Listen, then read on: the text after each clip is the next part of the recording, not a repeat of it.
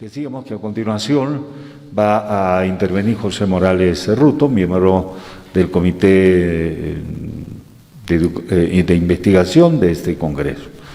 Va a exponer el tema Diablos, Vírgenes y las Deidades Andinas.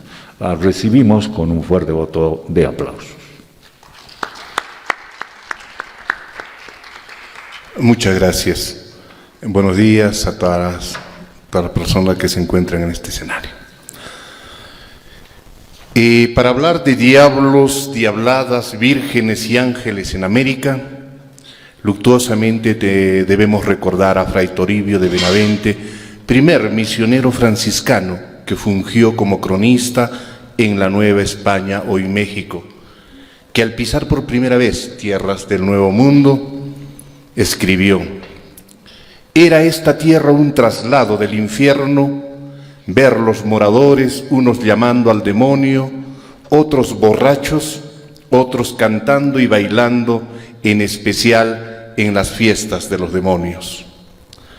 Hablar de demonios nos obliga a recordar la llegada de los españoles a América con la forzada imposición destructiva del cristianismo medieval sobre las creencias religiosas y culturales del Nuevo Mundo, representadas materialmente en sus monolitos, decorados con serpientes que representaba para ellos la mentira, el mal y también el pecado de Eva, que perdió la gracia de Dios, además de rostros feroces de felinos que la pluma de los cronistas justificó una obligada cristianización, indicando que todo lo americano está asociado al diablo, que el diablo católico había establecido su reino del infierno en toda América, lo que ameritaba tomar las medidas más drásticas para cristianizar a los conquistados.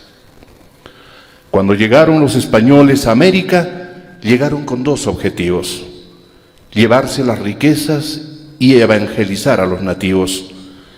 El último no fue una tarea fácil, las que generalmente fueron resueltas a través de medios violentos de subordinación, arte, mitos, y el encuentro entre europeos e indígenas desembocó en un choque de cosmovisiones de la idea del cielo y del infierno. Para conseguir su propósito, proyectaron un Dios muerto en la cruz por la salvación del pecado de los hombres, quien castigaba sin piedad. Así impusieron en el nuevo imaginario religioso la culpa, el pecado y el castigo divino de la condenación de sus almas al infierno después de la muerte. Esta ideología de los evangelizadores satanizó las religiones de los indígenas para desarrollar todo un proceso de la conocida extirpación de idolatrías, para que el paganismo, según su credo, ya no incida más en estas tierras.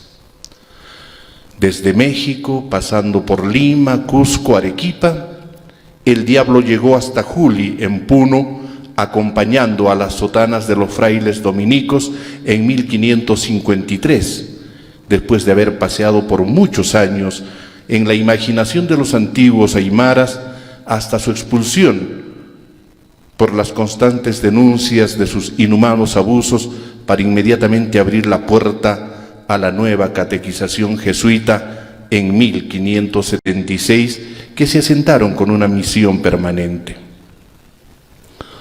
Pero los jesuitas no solo llegaron con la cruz y la Biblia, llegaron acompañados con el dogma de la Virgen de la Inmaculada Concepción, declarada por el Papa Pío IX en 1854. Pero esto no quiere decir que no fuera venerada antes, todo lo contrario. Los franciscanos lograron crear en toda América colonial una ferviente devoción a la Virgen, y luego los jesuitas la impusieron con otras devociones a la Virgen bajo diferentes advocaciones, que hoy es parte intrínseca de la historia de la colonización de América. Asentado el diablo en Juli, identificado como un repulsivo hombre animal con inmensos cuernos y cola, acompañado de demonios comparados con los protectores sagrados de sus antepasados. Pero para erradicarla había que idealizar a su salvadora. Para ello, nada mejor que reemplazar a la venerada Pachamama, su ancestral madre protectora, sustentora y renovadora de vida, con la Virgen Blanca, su fe, sus símbolos, como una nueva madre protectora sin saber nada del diablo cristiano que se les imponía.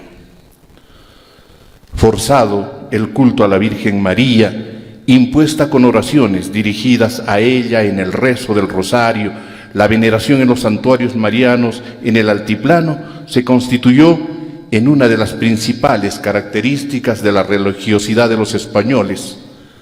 Los centros religiosos marianos más importantes eran y son hasta la fecha de la Inmaculada Concepción preferentemente, de los recién llegados, y la Virgen de la Candelaria para los conquistados, en el caso de Puno, considerándolas milagrosas, de quienes esperaba protección de los peligros que les acechaban. También su intercesión para el perdón de los pecados, la presencia de esa Madre Protectora, fue fundamental para los evangelizadores que transitaban entre la crueldad y la muerte. Para nuestro espacio, la Virgen de la Candelaria, labrada por Tito Yupanqui, fue el medio del que se valieron para atraer a los indios a la fe, que según los predicadores tenían asentado sólidamente la idolatría. Hasta la venida de la imagen a las riberas del lago Titicaca se había predicado el Evangelio a las poblaciones ribereñas donde se habían establecido doctrinas, pero a juicio de los cronistas de entonces aún persistían en ellas las prácticas idolátricas. Impuesto el catolicismo mariano en el territorio de los Andes, la Virgen María se convierte en la base sólida del cristianismo del Nuevo Mundo, comparando y reemplazando a la Pachamama con el sermón de que María era la Madre piadosa, la esperanza de cuidarlos del pecado y la salvación del castigo eterno y del infierno. Pero muchos se preguntan, ¿por qué la Inmaculada Concepción que pisa a la serpiente? Es necesario destacar que la serpiente estuvo en las representaciones de la Inmaculada Concepción desde el principio, simbolizando la tentación al pecado original de Eva, que encarna la maldad que privó al hombre de la predilección de Dios, y María la redención, que triunfa firmemente sobre el mal, pisándole la cabeza, cumpliéndose así la profecía del Antiguo Testamento: y pondré enemistad entre ti y la mujer, y entre tu simiente y la simiente suya. Esta te herirá la cabeza y tú le herirás el calcañar. Interpretando así, en la imagen de la serpiente, todo el mal que guardaban los naturales con sus creencias religiosas, derrotados por el bien maternal de la Virgen, según San Bernardo. Estos versos bíblicos representan el triunfo de la Virgen sobre el pecado, en la que se asume la figura de la Inmaculada Concepción. Decíamos al principio que tuvieron que crear estrategias para poder evangelizar, y dentro de ellas el arte obtuvo un papel importante para la transmisión del dogma. Entronada ya la Virgen de la Inmaculada como defensora del bien, era indispensable identificar a los agentes del mal con la identidad aymara. Y eso no fue nada difícil. Solo era necesario buscarlos en sus danzas tradicionales y rituales, y la tradición oral nos pone a la vista a los casi ya olvidados choquelas, pulipulis, chatripulis, carapulis, auquipulis y yipipulis. Sin duda, rezagos ancestrales de demostraciones culturales y sagradas por la solemnidad de su ejecución. Los sacerdotes consintieron, que presidan las procesiones de las fiestas santorales más importantes de los pueblos, porque en ellas eran fácil de identificar uno a uno a los sometidos uihuiris, achachilas, ahuichas de los aymaras, que ahora eran los nuevos demonios católicos, que no hemos tenido el cuidado de advertirlo, pero que siguen teniendo presencia en algunas danzas que se conservan hasta hoy. Por ejemplo, al cóndor, ave sagrada de los Andes, lo confundieron con la gula. ¿Por qué? Porque se alimentaba de todo lo desintegrado. Al ucumari o el oso andino lo compararon con la pereza por su pesado cuerpo y tranquilo comportamiento. Al zorro con la avaricia, que con su natural astucia es comparada con el humano calculador, frío y sin sentimientos. A la taruca con la soberbia, confundiéndolo con el macho cabrío por su arrogante cornamenta. Al puma o a cualquier felino con la ira por su ferocidad y capacidad de superar los obstáculos. Al zorrino con la envidia, porque con su mal olor lo ensucia todo lo bueno. Y a la mujer andina con la lujuria de Eva. Hasta llegar así, hasta el Supaya, la identidad diabólica de los Andes. Satanizada las expresiones dancísticas, los cronistas españoles identificaron al Supaya Aymara con sus ídolos y lo describieron como un personaje con apariencia diabólica, ensortijada de culebras que incitan al mal, con largos cuernos dispuestos a herir la carne, ojos saltones y penetrantes, con el rostro felino de largos colmillos preparados a devorar y largas orejas para escuchar todo lo malo. Demonio que estaba dispuesto a llevarte al infierno, que en los parajes solitarios se transforma en un hombre apuesto para tentar al pecado, a las mujeres, o en una mujer bella y lujuriosa que tienta a los hombres a pecar. En suma, la personificación de toda la maldad sobre la tierra. Sin embargo, para los andinos, el Supaya es un espíritu simpático, juguetón, burlón, que hace propicio sus deseos, compasivo y generoso, porque para ellos era menos maligno y perverso que los predicadores del nuevo Dios.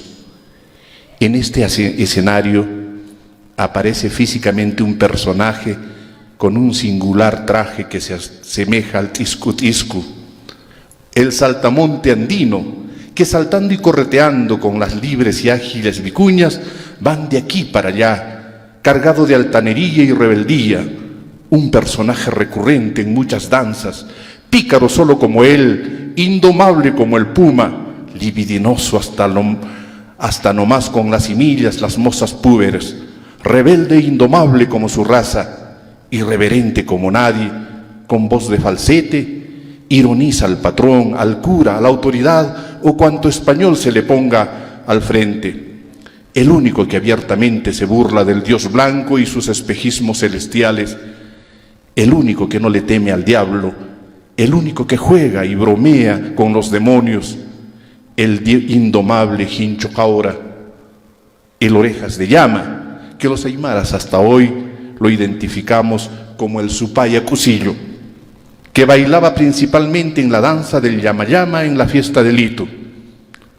Cuando se habla de Juli, inmediatamente se recurre al apoyo del diccionario del hermano Ludovico Bertonio, sin entender quizás el mensaje que nos transmite desde 1602, época colonial, en el virreinato del Perú, que describe la presencia en Juli y de otros pueblos, la figura del demonuelo o el diablillo de las danzas de origen aymara, refiriéndose al Zainata Yamayama, al vivarracho y satírico e incorregible Cusillo. Es más, el cronista Pachacuti Yangbi describe al Yamayama como una danza para humillar a los enemigos. Entonces sería de razón que ellos describen que Zainata es el que no tiene vergüenza ni empacho, ni saluda ni hace acatamiento, el típico comportamiento del Cusillo aymara, aunque muchos lo llamen mono. Hoy surge una pregunta.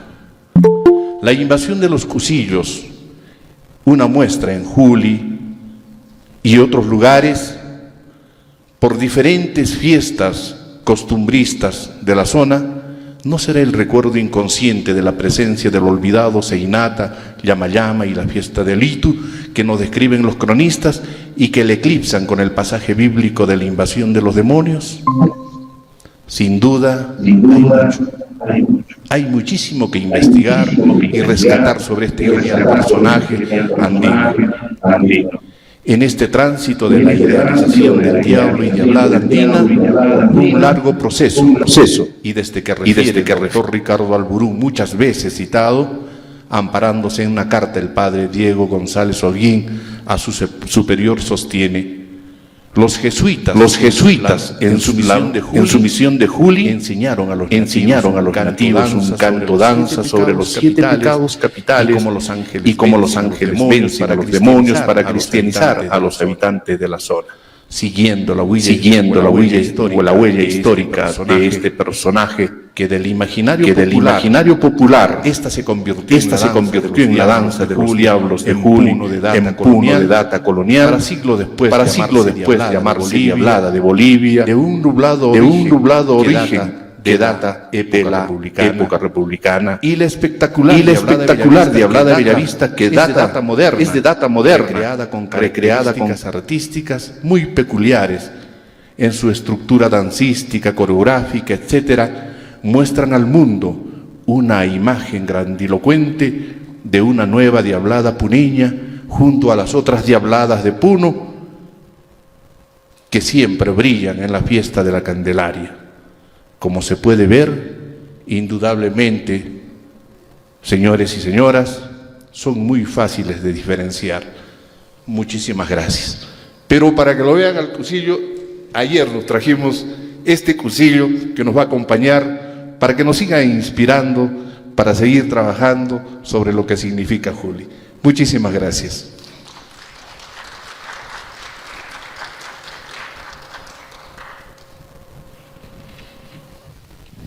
Muchas gracias por la exposición. Vamos a invitar a nuestro panelista, el antropólogo Núñez, para que pueda formular las preguntas correspondientes. Bueno, muchas gracias. Felicitar a José Morales. Tu exposición nos abre mucho la visión andina y la forma de ver nuestra diablada actual con la cosmovisión andina. Mi pregunta va a lo siguiente, ¿no?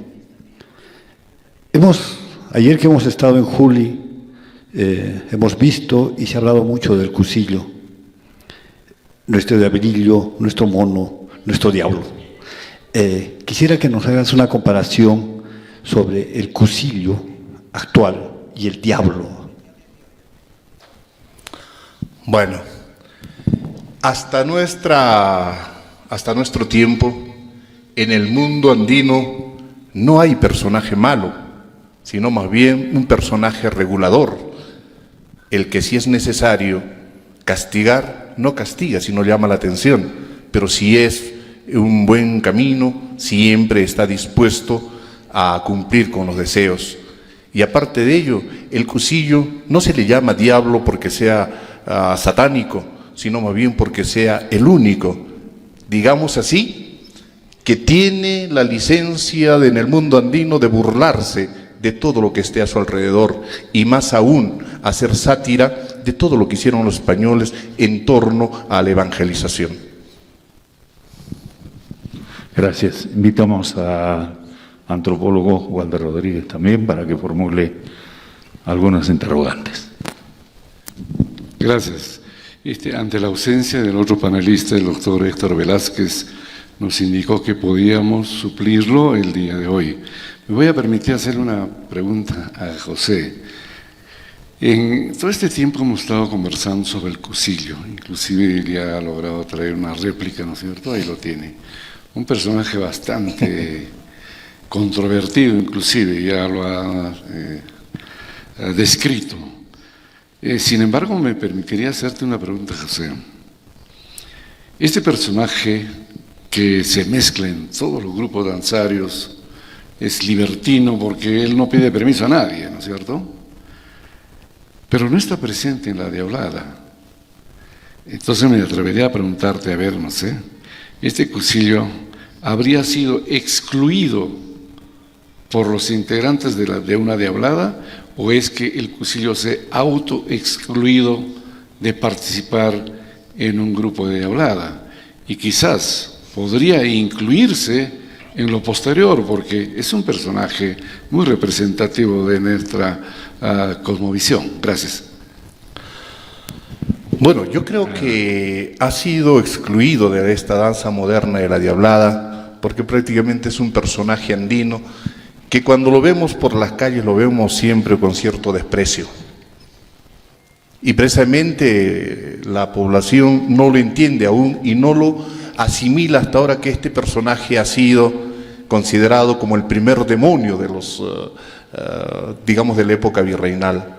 Como describíamos, el único que tenía licencia, ni siquiera licencia, sino el único que se atrevía a burlarse de Dios, a jugar con el diablo y a jugar con todos los hombres.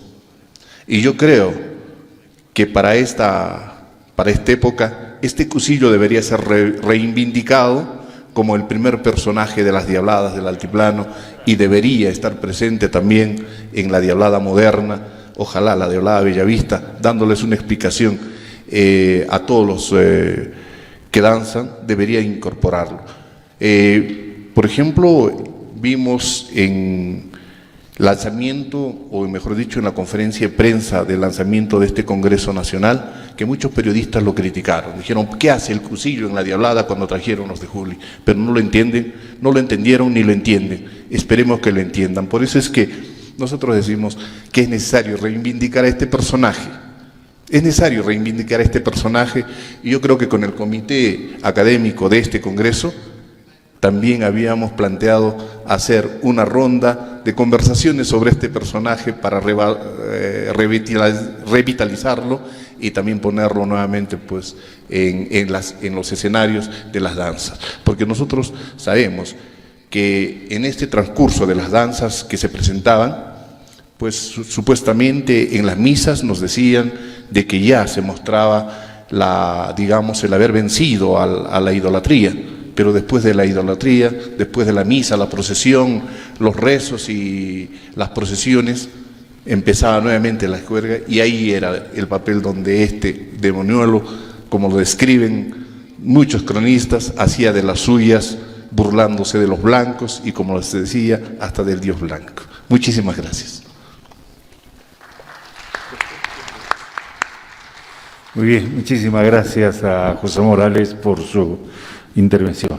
Efectivamente, en algunas localidades, especialmente en Juli, durante la celebración de su fiesta el mes de septiembre, se presentan varias danzas, y la característica que tiene el Cusillo es de que va de danza en danza, o sea, no se queda en una, no forma parte solo de una. Este es un elemento muy interesante que tienen ellos, y además el tercer día de la celebración hay cualquier cantidad de Cusillos en Juli, ¿no? Cientos de Cusillos en Juli. Otra característica interesante, importante, que tenemos. Pero en ciudades como las nuestras y en otras que conocemos, por ejemplo, en Juliaca, en Yunguyo, en Azángaro, los Cusillos no se meten en las danzas, ¿no? No ingresan a danzar en cualquier danza. No, es más, en algunos lugares no hay. Lo que sí tengo que mencionar es de que aquí en Puno, de manera audaz, Max Castillo, que nos acompaña en esta oportunidad, artista, pintor, hizo algo interesante, ingresó a Armonía de Vientos Usmaya, ¿no? Un conjunto de sicuris de varios bombos, y esto motivó que Usmaya también empiece a tocar música de Puno más que de otros lugares, y al final ahora hay casi una tropa de Cusillos en esta institución, que se ha convertido en algo bastante llamativo y se ha vuelto a popularizar. Eso como información en general para todos nosotros. Muy bien.